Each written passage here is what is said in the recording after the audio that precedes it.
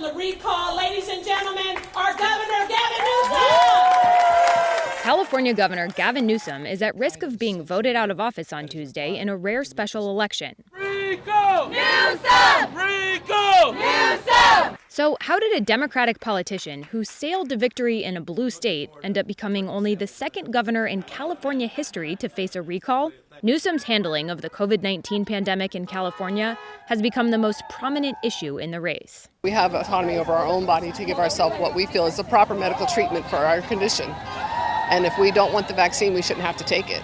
I think he's done a good job with the COVID response. I'd like to see him continue his term. Depending on who you're asking, Gavin Newsom either crippled the economy and closed schools and left kids to suffer in virtual learning, or he took the tough but necessary measures to keep Californians safe.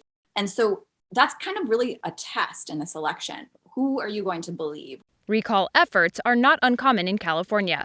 In fact, every governor since 1960 has faced a petition for removal. And for Newsom, this is one of 6 attempts by Republican activists since he was elected in 2018. But it's been very rare for those recall attempts to actually reach the ballot. In order for a recall to be triggered, the petition has to be signed by enough verified signatures to equal 12% of the votes cast in the last gubernatorial election.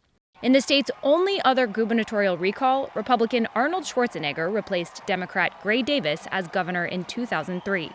So, what has contributed to this latest recall effort? The original petition was written shortly before the pandemic hit and cites common complaints that conservatives have about California: high taxes, layers of regulation, and policies favorable to immigrants. But Newsom's troubles grew as the pandemic took hold and many Californians became frustrated by restrictions and mandates, including policies that closed businesses, schools, and houses of worship. Then, last November, the recall effort gained steam. On the 13th, as COVID-19 cases across the state began to rise, state officials asked residents to avoid gathering with people outside their households. 4 days later, news photos surfaced showing the governor dining maskless with lobbyist friends at the French Laundry, an exclusive Napa Valley restaurant. By chance, earlier that day, a Sacramento County judge gave recall petitioners an extra 4 months to gather signatures, citing closures due to the pandemic. It really encapsulated the anger that people had over what they felt was his hypocrisy and his privilege. This idea of rules for thee and not for me was just this overarching theme that really drove a lot of people's anger and caused them to sign this petition. Newsom has said that dinner was an error in judgment. Within weeks, the total number of signatures on the petition to recall Newsom grew from about 56,000 to nearly 500,000. By April, the petition had collected more than 1.7 million signatures to qualify for the ballot.